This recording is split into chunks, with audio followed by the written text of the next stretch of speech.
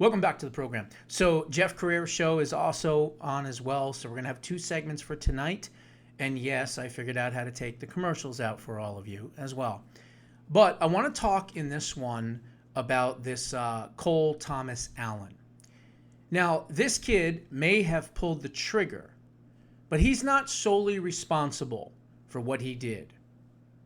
ABC News is, NBC News is, CBS News is, CNN News is, MSNBC or MS Now, the Washington Post, the New York Slimes, the Atlantic, whatever, the San Francisco Chronicle, social media, the entire Democratic Party, all the politicians, they created this person. And not just this one. They have created all the trans testicle freaks out there that have gone after people, including the one that killed Charlie Kirk. They have, of course, created so many others of Antifa and BLM. They are the party of death and destruction. And as I said, there's a new wing. It's called the Luigi Left, after Luigi Mangione. I want to play you something that Caroline Levitt said today. Pitch to voters across the country that Donald Trump poses an existential threat to democracy, that he is a fascist, and that they compare him to Hitler. I mean, these are despicable statements that the American people have been consuming for years.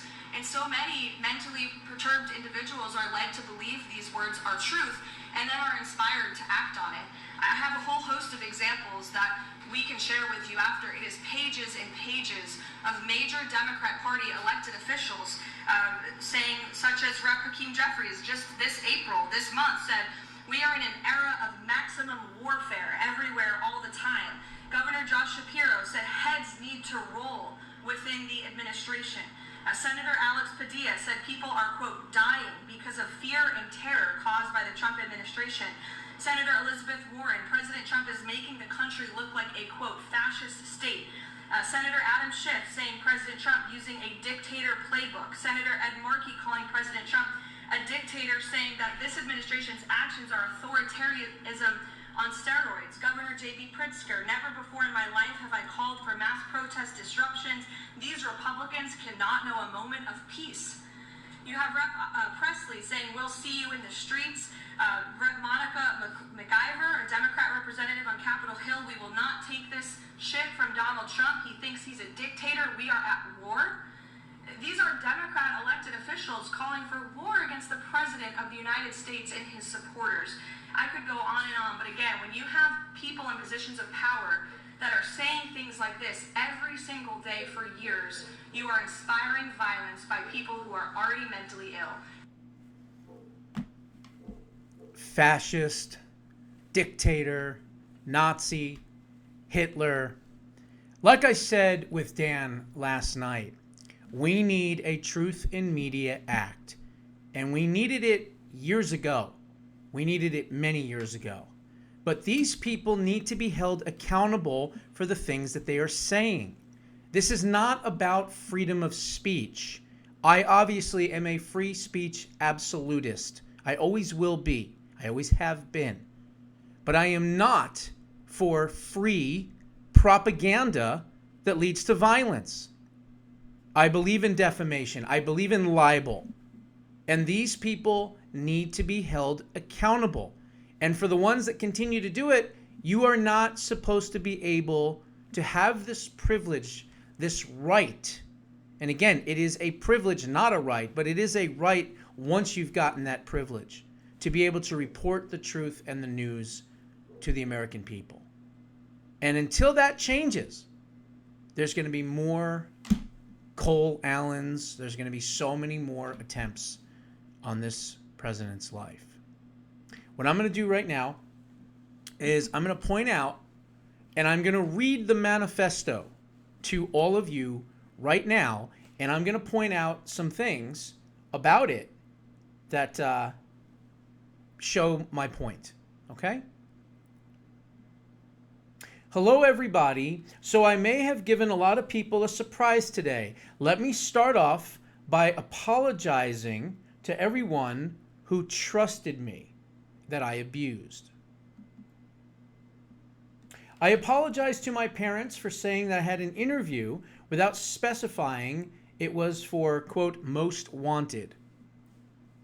I apologize to my colleagues and students for saying that I had to take a personal emergency week off. By the time anyone reads this, I probably most certainly do need to go to the emergency room, but can hardly call that not a self-inflicted status. I apologize to all of the people that I traveled next to, all the workers who handled my luggage, and all the other non-targeted people at the hotel who I put in danger simply by being there. I apologize to everyone who was abused and or murdered before this, to all those who suffered before I was able to attempt this, to all who may still suffer after, regardless of my success or failure. I don't expect forgiveness, but if I could, and I have seen any other way to get this close, I would have taken it. Again, my sincere apologies. On to why I did any of this. I am a citizen of the United States of America. What my representatives do reflects on me. I am no longer willing to permit a pedophile, rapist, and traitor to coat my hands with his crimes. So in other words, this douchebag believed all the lies that they were saying. President Trump is kicking ass, taking names, making the country great again. They've got nothing. They've got no policies. No American with even a slight resemblance of sanity would vote for this party. And so Epstein. Meanwhile, 75% comes back on them. But of course, the prostitute whores in the media, well, they ignore all the Democrats that have been wrapped up, one right after another, one right after another, one right after another, in the Epstein files. But of course, this, quote, educated man believed this dog shit. Then he says, well, to be completely honest, I am no longer willing a long time ago, but this is the first real opportunity I've had to do something about it. While I'm discussing this, I'll also go over my expected rules of engagement, probably in a terrible format, but I'm not military, so too bad. Administration officials, not including Mr. Patel. That's weird. Everybody on the left hates Kash Patel, but yet this guy says, not including Kash Patel. They are all targets, prioritized from high ranking to lowest ranking. The Secret Service, they are targets only if necessary and only to be incapacitated non-lethally if possible. I hope they're wearing body armor because center mass with shotguns messes up people who don't. Hotel security, not targets, if at all possible, unless they shoot at me first. Capitol Police, same as hotel security. National Guard, same as hotel security. Hotel employees, not targets at all. Guests, not targets at all. In order to minimize casualties, I will also be using buckshot rather than slugs, less penetration through the walls.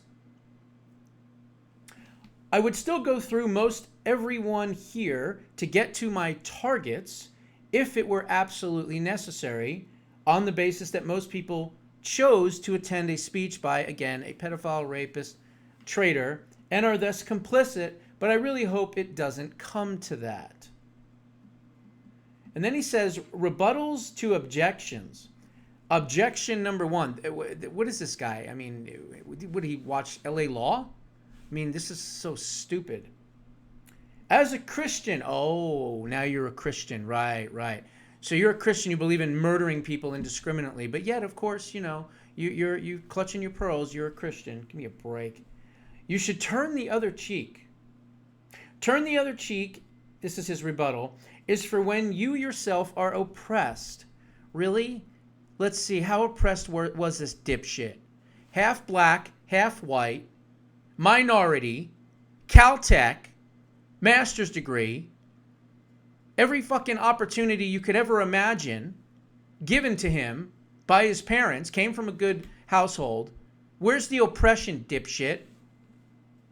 I'm not the person raped in a detention camp. Oh, so there you go again. Now you think that the people... Really? Did my device just crash on me? That was wonderful. In the middle of my thing, too. Oh, good job. That's okay. I have it on my phone. I'll have to read it from my phone. So sorry about that, folks. That's what happens sometimes. Let me find it real quick. This kid has bought into all of the bullshit, all of the lies, every single bit of it. And you know what? It's here it is. I got it. It's really just disgusting that that this asshole was able to get radicalized by all these people. Hang on. Citizen,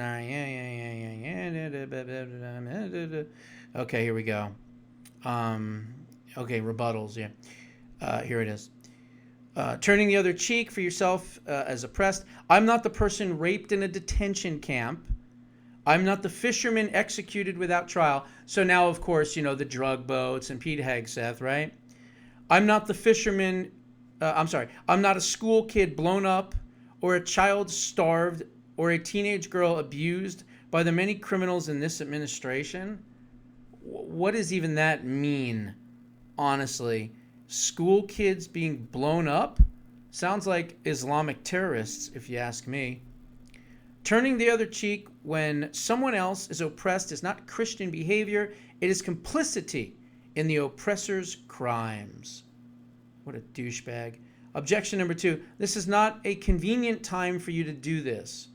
Why would first of all, what is he's so crazy in his head that he's just making up objections that no one has because no one gives a shit about this person, whether they're alive or dead?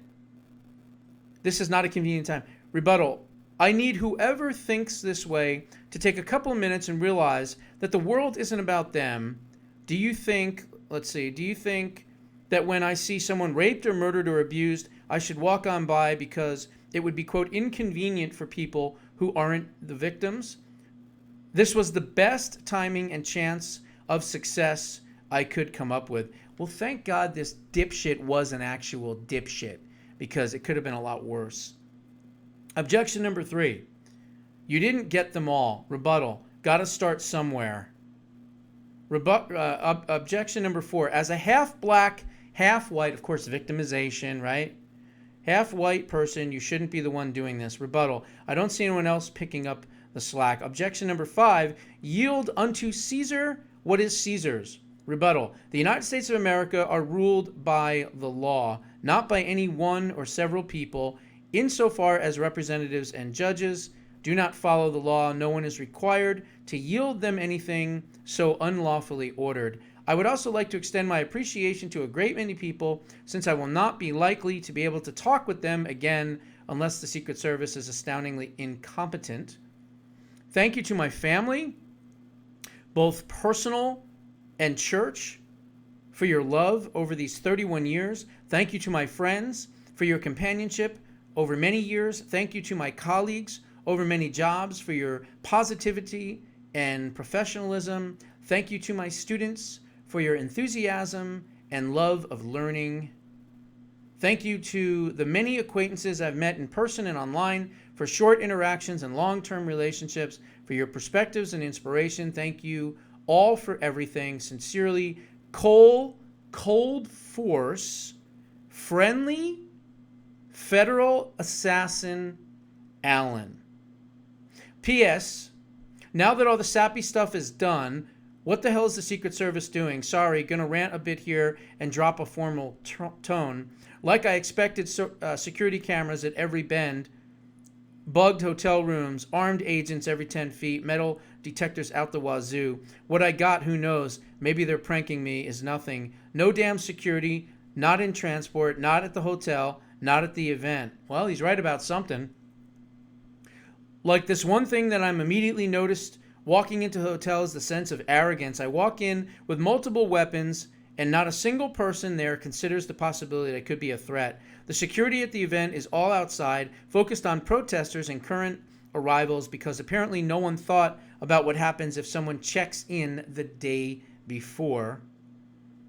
This level of incompetence is insane. I agree with him 100%.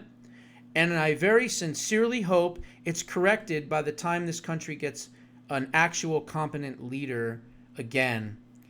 This is scary. If I was an Iranian agent instead of an American citizen, I could have brought a damn, I don't know what this is, Ma Deuce in here, and no one would have noticed shit.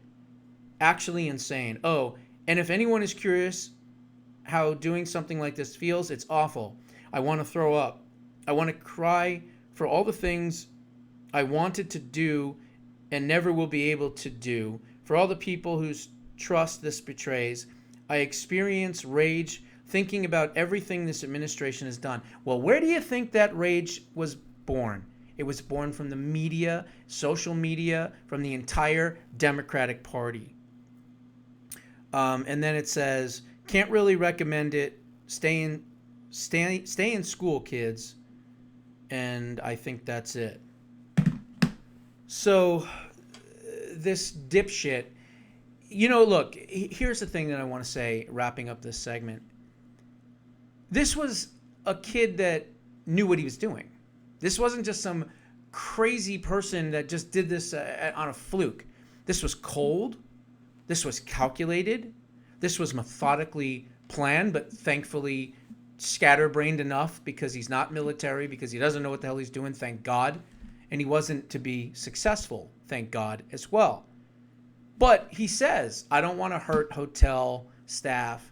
I don't want to hurt the Secret Service. I don't want to hurt anyone. I just want to go and get the Nazis, right? And the fascists and President Trump and J.D. Vance and the whole cabinet, because he's been taught by these fucking pieces of shit in the media that President Trump and his entire cabinet and all of us that support him are evil, demonic, and therefore need to be killed.